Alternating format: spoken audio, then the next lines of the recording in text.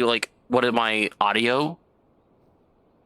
It has to be audio only, right? I have to imagine. I'm looking it up right now to see if it's an OBS thing.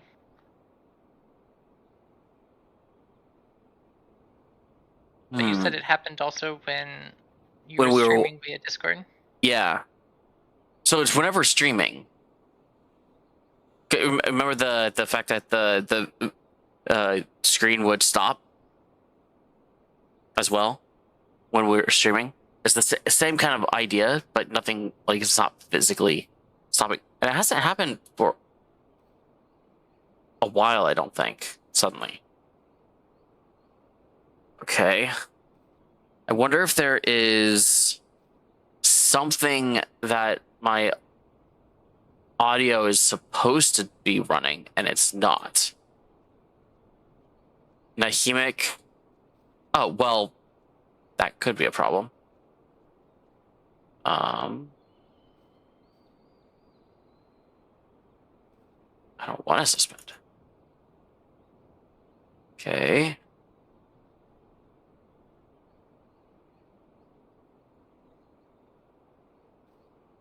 Where are you?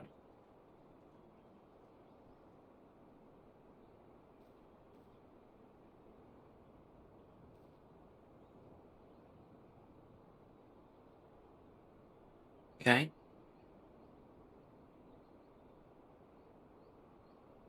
Maybe I have too many things going on when it comes to my audio.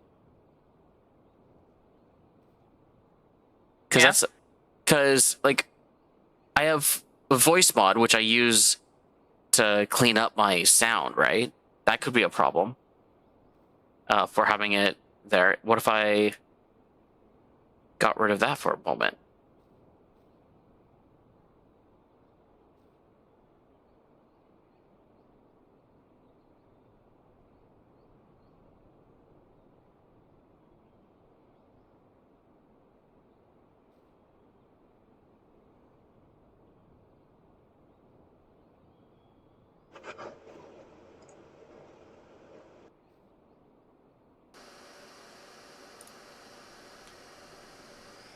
Well, now I can definitely tell that people could testing. Yeah, people will be able to hear my background. How bad is it? I can hear something in the background sometimes, and your voice is a lot quieter now. That makes sense. Okay, 1 second.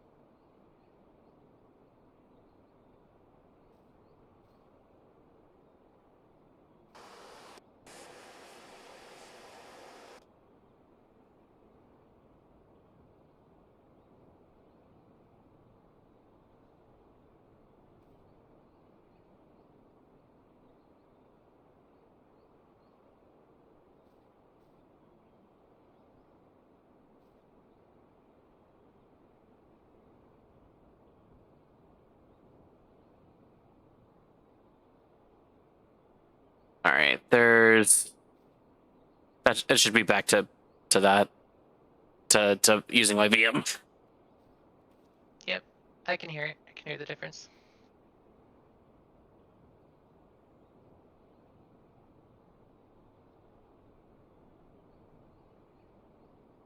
Okay. Well, we're gonna need to figure that out at some point, but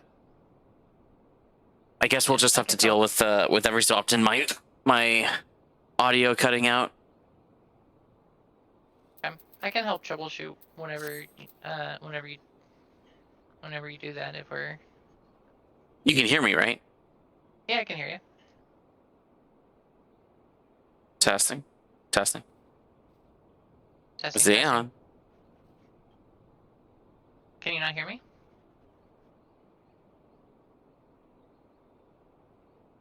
Okay, I can't hear you. If you're Can't talking. hear me at all.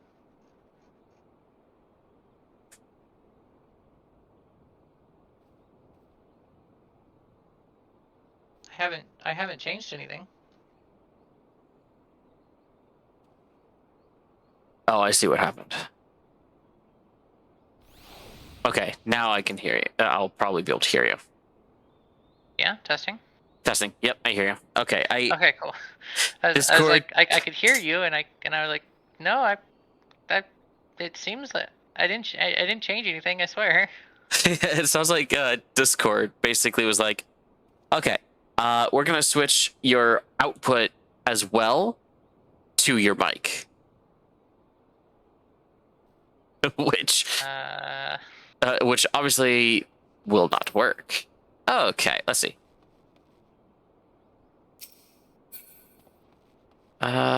Let's see. I have done that. Okay, where? So you said you wanted to turn in, or Yeah, let's turn in some things, and then let's do MSQ. We're what? How many levels are we from MSQ from finishing? Oh wait, it's not MS. Yeah, we need to finish MSQ in order to. we are very close. Just a few.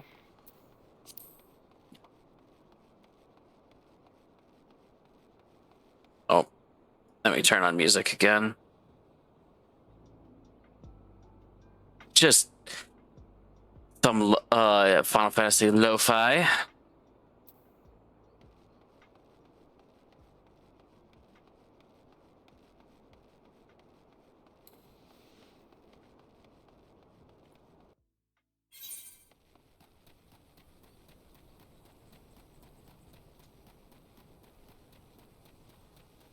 You know, this basin is so spineless.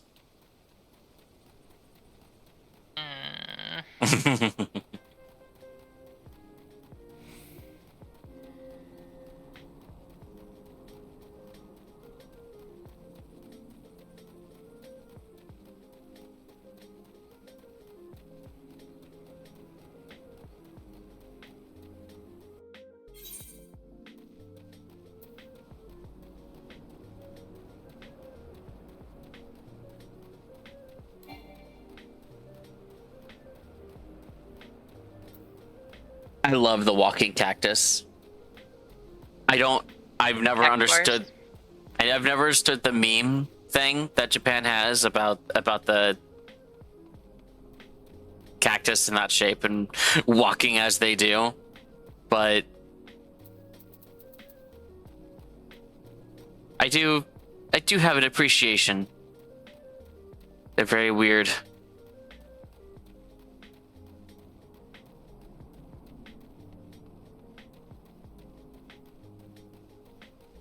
And by the way, thank you very much, Ivory Mist, for the lurk. I know that was a long time ago, but I did not catch it until it was already old, and then to go back and say something about it at some point.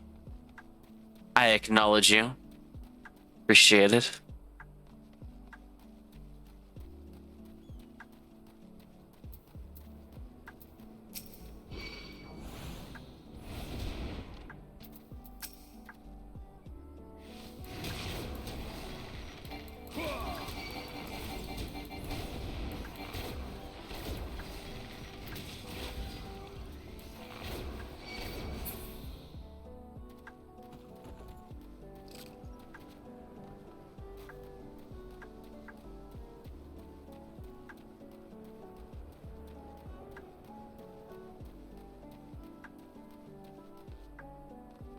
One of the things I think a lot of people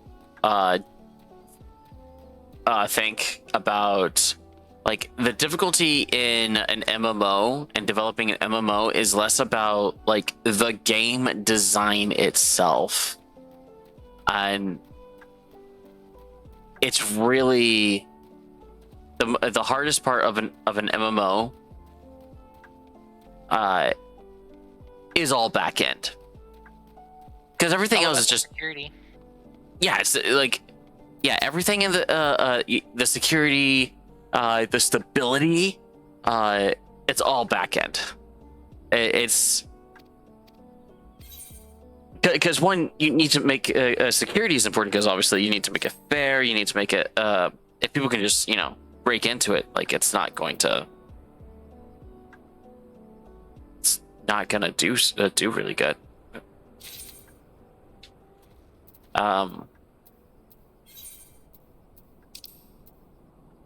Where am I? Okay. So that's one of the things like I've been very like keen on understanding, is that when you look at developing a game of any sort, you need to know what your goal is, because if your goal doesn't align with the genre in which you're developing, then don't develop in that genre. I want to be very clear.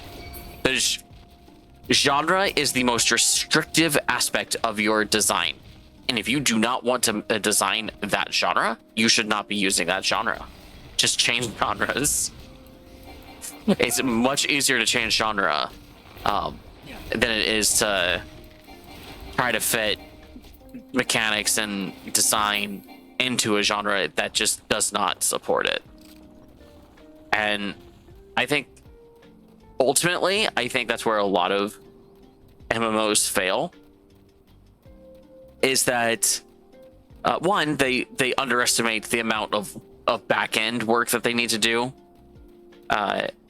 because like, you want to know why you can't just Google what is the game engine for X, or like for Final Fantasy 14, or for all these different things.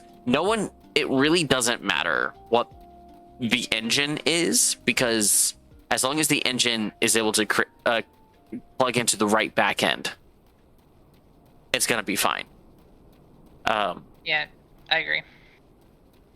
And like, yeah, you can have network issues depending on the engine, and so that's something to be important. But that all ties into the backend. If you have the servers that can handle it, and you ensure that that people understand the minimum specs for your game, is essentially a ping of 30 consistently, with a bandwidth of what, let's say you need you need to at least have 10 megabytes per second that it can be dedicated to the game. That's intense. But hey, if that's what if your goal is to make that, and you monetize it appropriately, and you succeed in that kind of like intense level of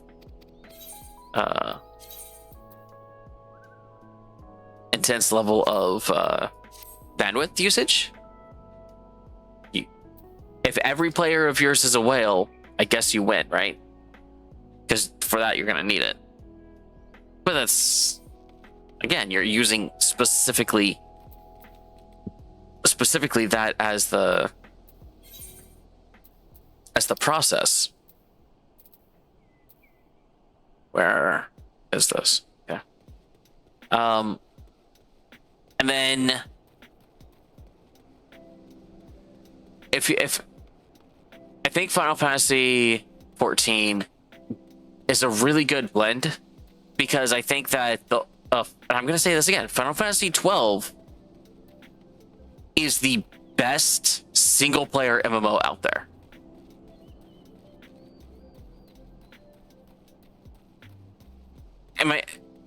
Do you see what I'm saying, and why? Like, I think genuinely Final Fantasy 12 is what this game is, just single player.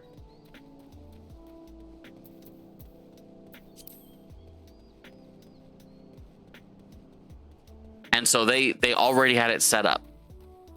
All they needed was a good backend, and I think Final Fantasy 14 did it really good. You're not here. That's why you're not answering.